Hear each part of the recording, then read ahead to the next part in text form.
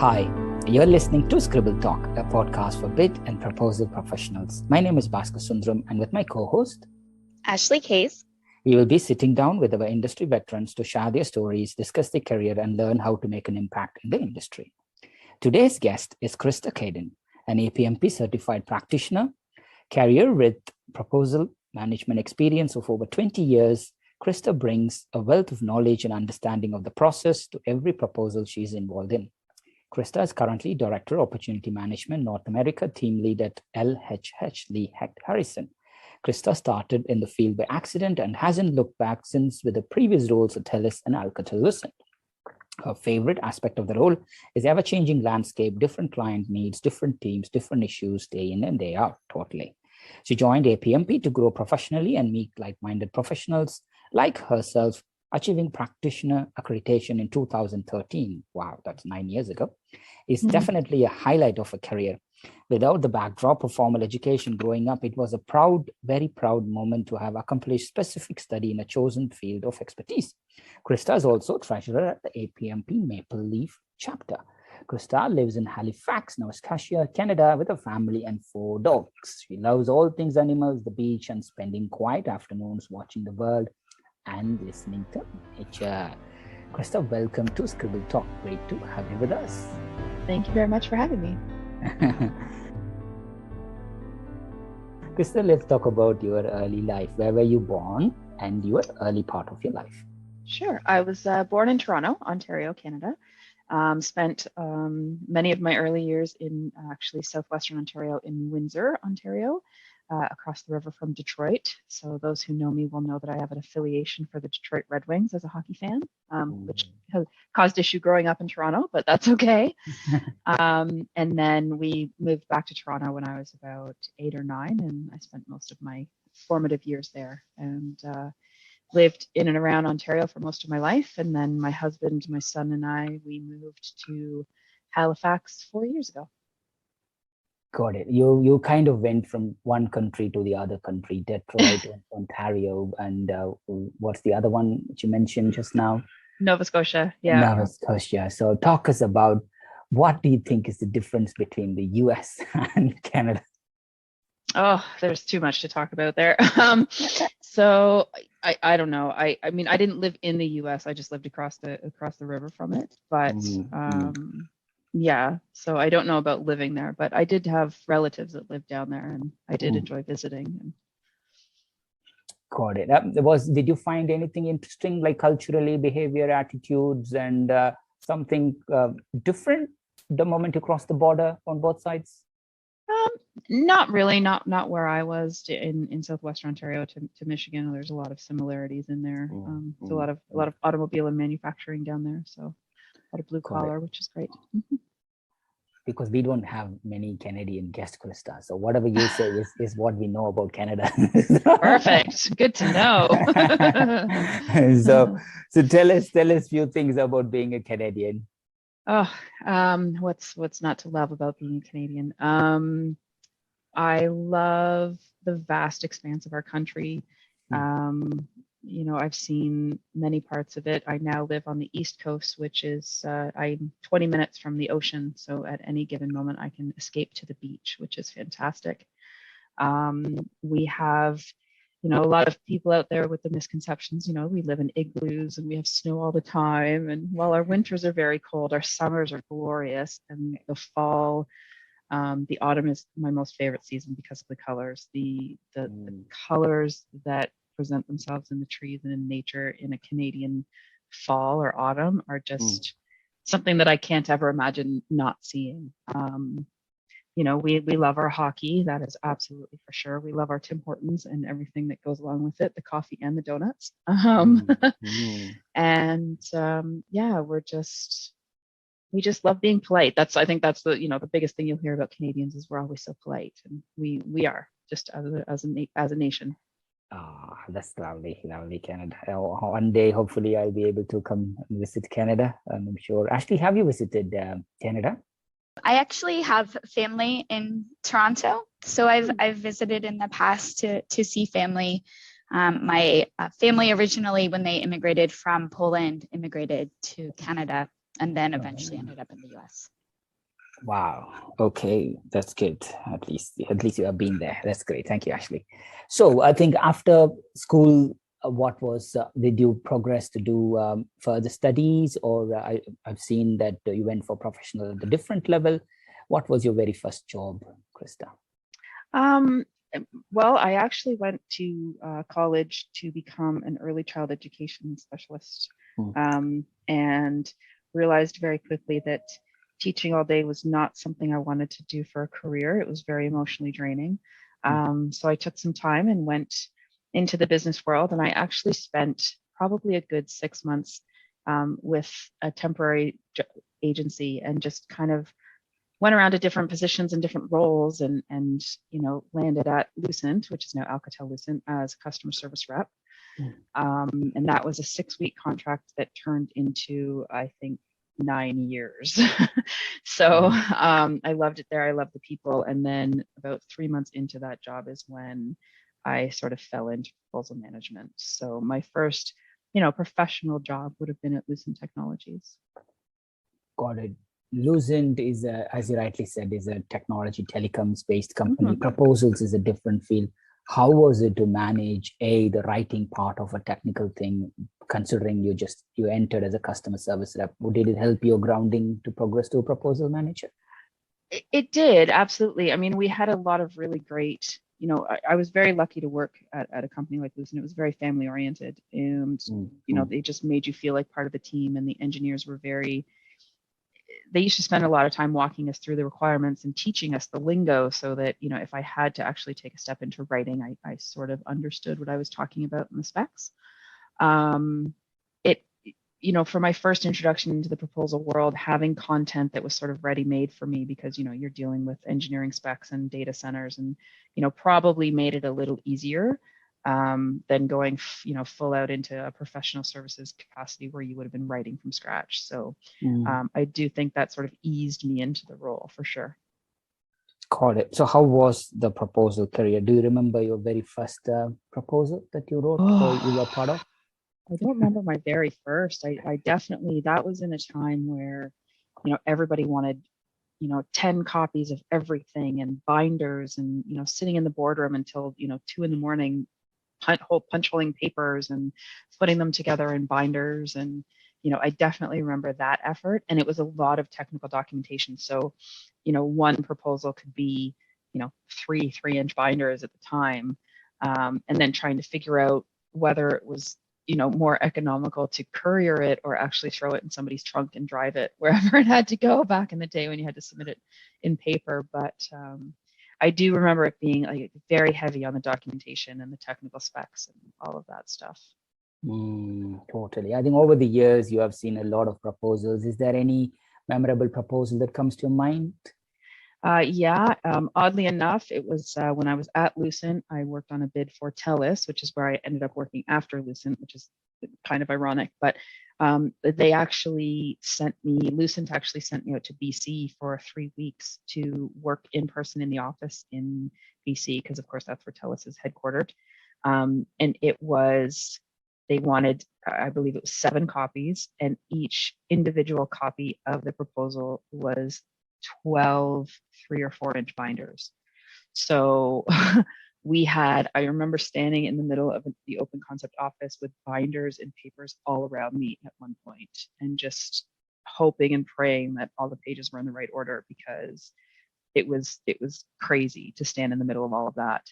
And then we literally loaded it into like a white panel delivery van and delivered it over to TELUS. That was definitely my most memorable one. Got it.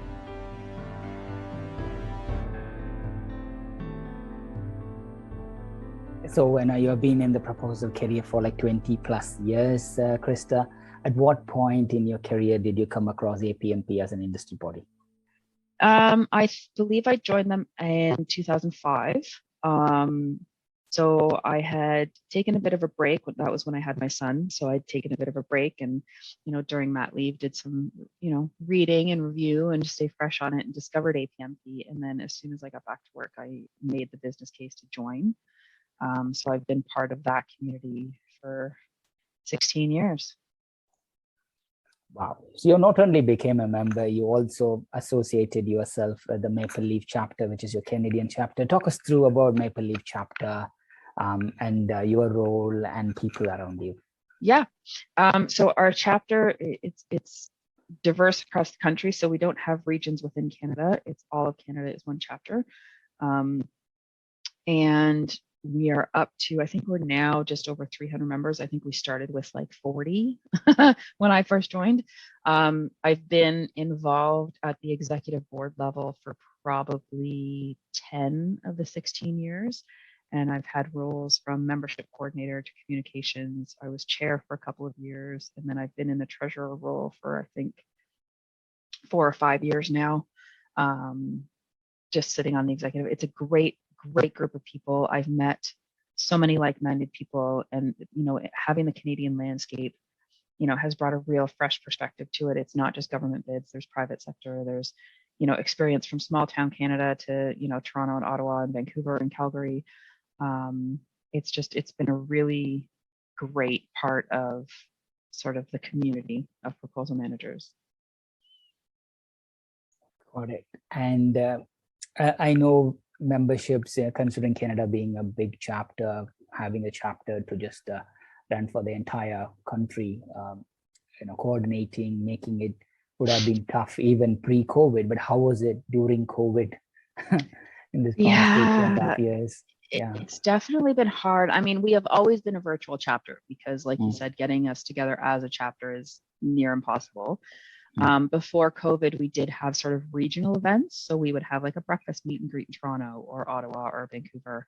The one thing that COVID has allowed for, I guess, is the freedom to continue to be virtual, but with a higher engagement level. So we've definitely seen an increase in participation at our webinars, participation just at events that we are planning, whether it's a meet and greet your executive, which we just held a couple of weeks ago. I think everybody is definitely more comfortable in, the Zoom or the Teams or the WebEx environment. And it's just opened up a different world for people to connect. We've tried some, regional, drinks at 5 kind of thing, and those have gone over very well. We have virtual coffee breaks where it's just kind of an open chat session, kind of like this one. So it's changed it, but it's changed it for the better. Absolutely. Got it. As you rightly said, you have been part of the Maple Leaf Chapter board for some years now. Talk us through the different roles that you have played for the Maple Leaf Chapter, and also your latest role being a treasurer. How does the whole thing work? Yeah, thank you, Krysta. Yeah. My early engagement, on the membership side was just in communications was just managing the membership, welcoming new members, because we would get notified from APMP whenever somebody linked themselves to a chapter. And years and years ago, it wasn't necessary when you joined APMP to connect with a chapter, but they've since changed that. So when you register as a new member, it will ask you what chapter you want to link with. So then, as the membership or communications chair, I would welcome them. I would send them a little info package, make sure we, reached out with the schedule of events and everything. And then as chair, you spend time, developing your resources. So whether it's, developing the website, planning the webinars, newsletters.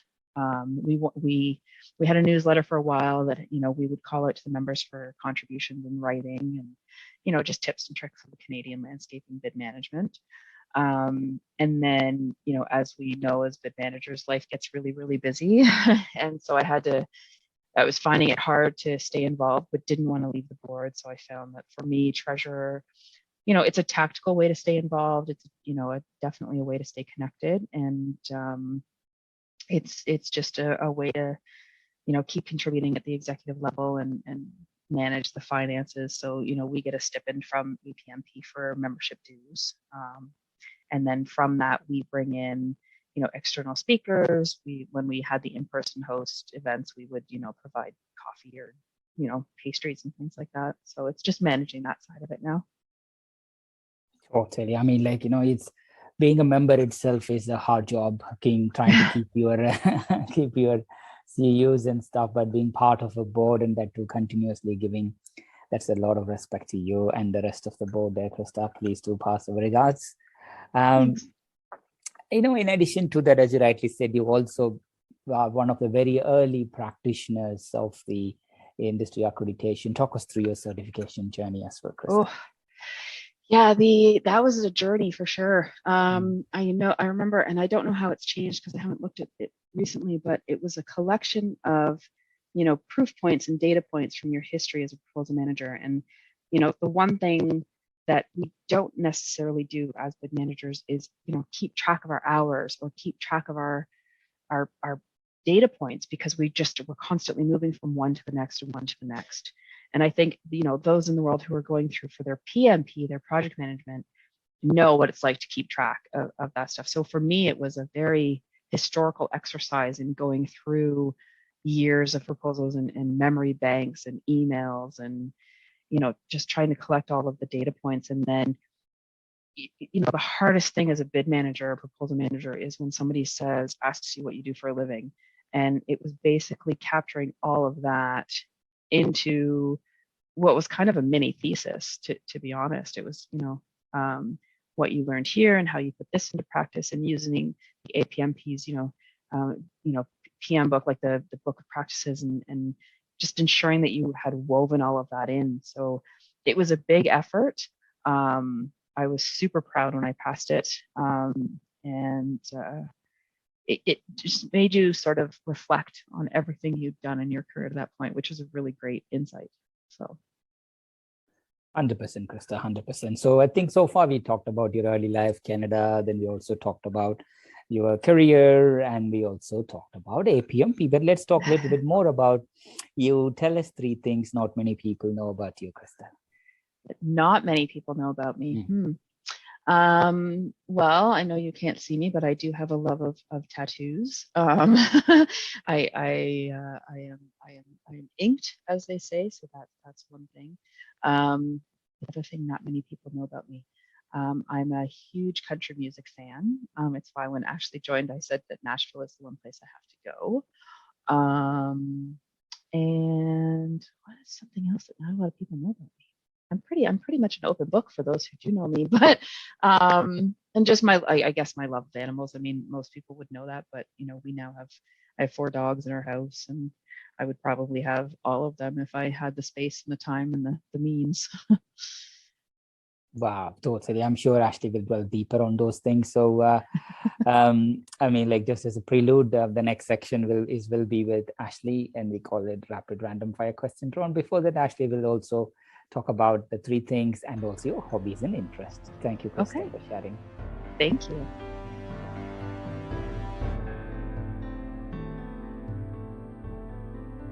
Wow, Krysta. Yeah, so now we're going to pivot into a little bit more about you and what makes you tick.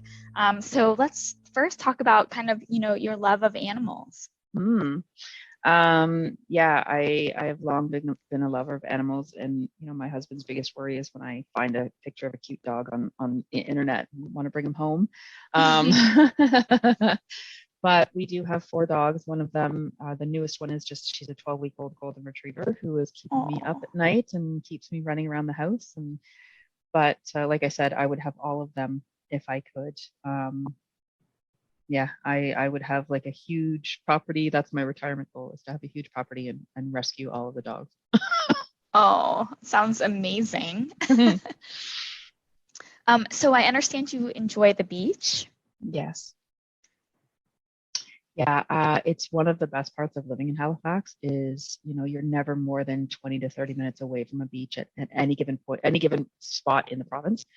I find, I'm not a lover of sand. It's kind of confusing. I don't love sitting in the sand per se, but I just love being able to sit and hear and listen, and the smell of the salt water. And there's just something so centering and calming about it. And just knowing that I have the ability to do that kind of at any given time and in any season. Like the beach in winter is a completely different experience than the beach in summer.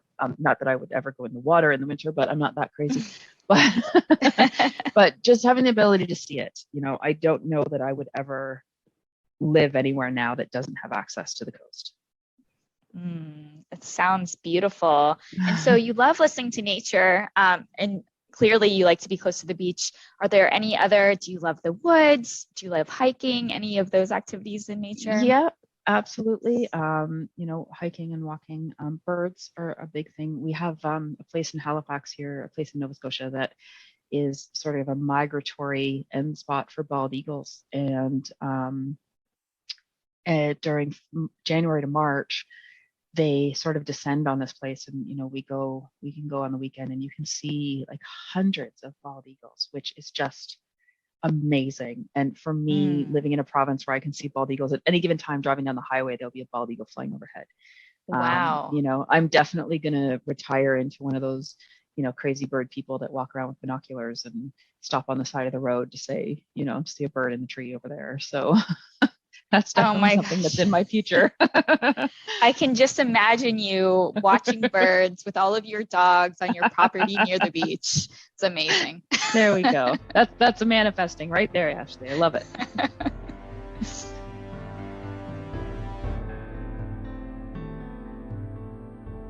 Oh my goodness. Okay, so we're going to pivot a little bit into our random questions. Sure. What or who has made you laugh or smile recently? Oh, I'd be negligent not to say my husband. He literally makes me laugh every single day. And then my pup, like the dogs, I have to go back to the dogs. When you've got a 12-week-old golden retriever, they're so floppy, and she'll run full tilt across the kitchen floor and then slide, just like she's like. So it's extremely fun. It's extremely distracting. There are days where I feel like I'm not at all productive because I'm so distracted by the oddities of these dogs. So yeah, definitely the dog. Oh my gosh, I love it.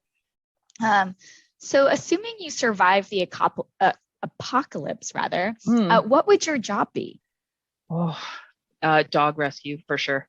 I would have, not just dogs, all animals. I would have a big, huge farm, and any of the animals that survived, I would give them refuge. And, the horses and the goats and the donkeys and the cow, whatever, any kind of animal would just come on my land, and I would feed them and take care of them.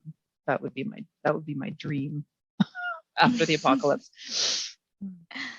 Amazing. If you had the power to shrink anything and take it with you, what would you do with it? And what would you shrink? Well, if I had the power to shrink anything and take it with me, the sun. Definitely the sun. And what would I do with it? I would pull it out of my pocket whenever I needed those days of energy or light. Yeah, I can imagine it gets pretty cold and you miss the sun during those Canadian winters. Definitely. If you could have complete knowledge of any three things, what would you want to know? Oh, that's a tough one. Complete knowledge of three things: the afterlife, if it exists and what it looks like. That's a really tough one. I'm going to say physics, only because my son is in high school and is taking physics, and sometimes he talks about things and I have no idea what he's talking about. That, and what animals think about how they think. What it sounds like to them when we talk to them. So those would be fascinating. And what they would want to say back to us. Yes, probably, absolutely. Yes. Well, maybe not that, but yeah. Yes. If you were invisible for 12 hours, what would you do? I would ride on public transit and poke people. I would tickle them and poke them because I think it would be really, really funny just to see the reactions of people. People have asked me my whole life if you had one superpower, and it would be to be invisible, and it would be just to do that. I would just randomly poke people on the shoulder or. Oh my gosh, elbow. I just can imagine Facebook or Instagram or TikTok videos of people getting poked and just wondering what's going on. Well, if you ever see it, you'll know it's me, and I've discovered the secret. Absolutely. I'll know who's behind it. How do you think your life would change if you didn't need to sleep? And what would you do with all that extra time? Oh my goodness. if I didn't need to sleep, what would I do with that extra time? I would probably take up more hobbies, like crafting wise. I've always loved the idea of knitting, crocheting, crafting. I just don't have the patience or the dexterity to sit and do it. I'm not a very coordinated person when it comes to that. So that's probably what I would do is I would learn. If I had all that time, I would, fill it with and make things and crafty things and exercise that side of my brain. Sounds super fun. If you could be any male or female sports star, who would you be? Ooh. Steve Yzerman, Detroit Red Wings. Yeah, he's my. He's, no surprise there, right? Yeah, no, I grew up idolizing him. I just everything about him as a person, as a player. Yeah, he's definitely who I would pick to be for even just 24 hours. Yeah. Yeah, amazing. What is one kind or thoughtful thing someone has done for you lately? My mom brought me flowers today. That was very nice. Oh, how sweet. My mom's here visiting, so she brought me flowers, flowers are always nice. Absolutely. If you were stranded on a desert island, what 3 items would you take with you? A mattress.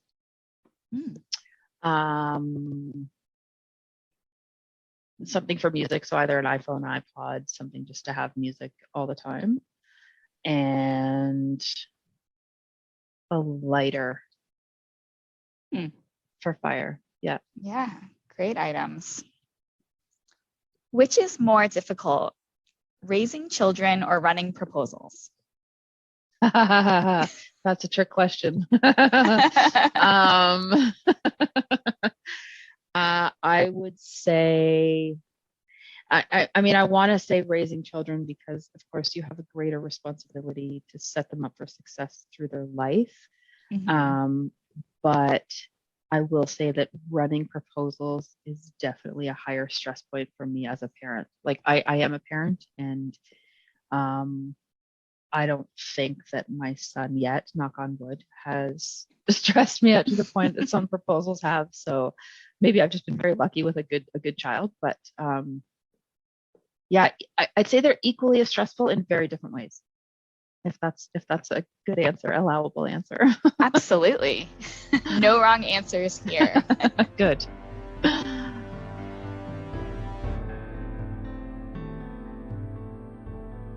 All right. So, Krysta, who are the people who have been the most influential in your life and career?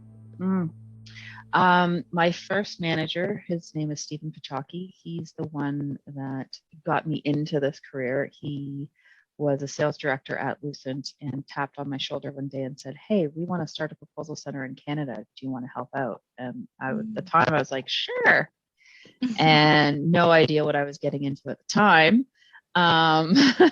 So he was definitely one of the most influential in, setting me up for success and just giving me the confidence that I could do it, even though I had no idea what it was I was getting into.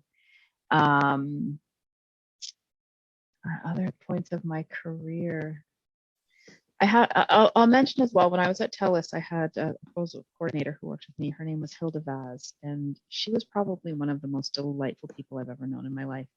And she made me a better manager of people. I hadn't really managed people up before her. I'd managed process, and papers and proposals, but she helped form me into a better manager of people. So I would definitely say those were for two very different reasons, but those are definitely the two who are most influential. Yeah, amazing. And then what about in your life? You've mentioned your husband, your son, your mom. Yep. Family, all of my, family, my grandparents. My grandparents were a very, very big part of my life growing up. I was lucky enough and blessed enough to have a few different sets. A couple of my grandparents had gotten divorced and remarried, so I had 2 sets on one side. They were extremely, fundamental in forming me as a human being. And then, my friends along the way. Sometimes you just meet people in your life, and when we moved to Halifax, we took a big leap of faith moving to Halifax. We'd never lived out here. My sister was out here, but that was really it. And I've since met, a friend of mine, Mel, who she's definitely the reason I was supposed to be here. She's such an inspiration. She's just a lovely, lovely human being. And so for my personal life, she's definitely one that is always the voice in my head right now. Oh, that's so sweet. Hmm. What is one personal trait that you like most about yourself? My empathy and my kindness. I believe always trying to understand the other side first. And I just am very empathetic towards people. And I think that it allows me to comfort or reach out or, just be a little bit more patient in life. Absolutely. And I'm sure it really helps your leadership and management style as well. Mm-hmm. What is one thing you've observed lately in these COVID times that has reminded you that people are kind or good? That's a hard one because like the world is a little bit crazy right now, and things in Canada have taken a turn in the last little bit where we've definitely got some not so kind people out there, but just the little things like people still holding doors for people, even and reaching things up on shelves, and at their core, people are still very kind. Whether it's bringing food to somebody who doesn't have food, or it's just the little things that I see every day, I think, that hit home a little bit more during COVID. Yeah, absolutely. So Krysta, what is one common myth about our profession that you would like to debunk? That we're just here to make things pretty. One of my most loathed things in this career in 20 plus years is, hey, can you just make this pretty for me? I think that people underestimate the strategic value that proposal managers and bid managers can bring to any one particular bid. We've got historical knowledge, we've got best practices, we've got the industry knowledge. We are truly experts in our field. And I think sometimes that's overlooked because people just need a document to be formatted or a PowerPoint to look snazzy. So I think that is definitely the biggest myth that I would love to get rid of. Oh, for sure, for sure. Such a frustrating myth as well, right? It really is. Yeah. So what one piece of advice would you give to our fellow bid and proposal professionals who are listening? If this is what you truly love doing, don't let people try to push you into other things. I think one of the things that I've struggled most with in my career is, most organizations are so focused on development and climbing the ladder and what's next that they forget that there's those of us who really just want to be experts in what we do. The number of times where I've had managers try to push me into sales or business development, or, because that's the natural progression. And, if being a bid manager and doing this for, the rest of your life is exactly what you want to do, don't feel the pressure to be anything different. Accept that this is your career, love it, and give it everything you got, and be the best darn proposal manager you can be. Oh, amazing advice there, Krysta. So Krysta, you have accomplished so much, you've done so much for the profession, so active in APMP Maple Leaf. We're curious, what's next for you? What are you looking forward to in the future? Oh, I think for me, it's growing more on the strategic side of the contributions and getting less away from the tactical. I still love actually working on bids, but I want to get more involved in, should we be bidding? Why should we be bidding? The qualification process, bringing more industry insights into it. My current role that I just was moved into last July, has given me the breadth to reach beyond Canada. So I've spent my career working with Canadian organizations and in Canada, but now I'm starting to work on bids and opportunities that span not only North America, but globally. So that for me my next step is growing my understanding of bids globally and being able to add strategically to that over and above just the tactical. Oh my goodness. Sounds exciting for sure. So Krysta, is there anything that you had hoped to discuss on today's podcast that we haven't hit upon? No, I think this has been, you guys have got some really great thought out questions and prompts some really good deep thought on my part. So thank you very much for that. Oh, well, thank you so much, Krysta. And thank you so much for your time today. It really has been a privilege to have you with us here at Scribble Talk. We wish you all the good health and happiness. Please continue to inspire bid and proposal industry colleagues and everyone else around you. Stay safe, stay healthy, stay sane. Thank you. Stay sane. Thank you so much, Ashley. I really appreciate you guys inviting me to do this. It has been an absolute pleasure, and I love finding a platform to speak about the profession and just get the word out there. So thank you both very much. To our listeners, thank you so much for tuning in. Please visit batchyscribble.com/podcast to listen to this episode and check out any of our other previously recorded episodes. If you've enjoyed today's interview, don't forget to subscribe, review, and share the Scribble Talk podcast. We hope you'll check out our next episode where we interview another industry expert and special guest. Until then, it's Ashley Kays, Bhaskar Sundram, signing off.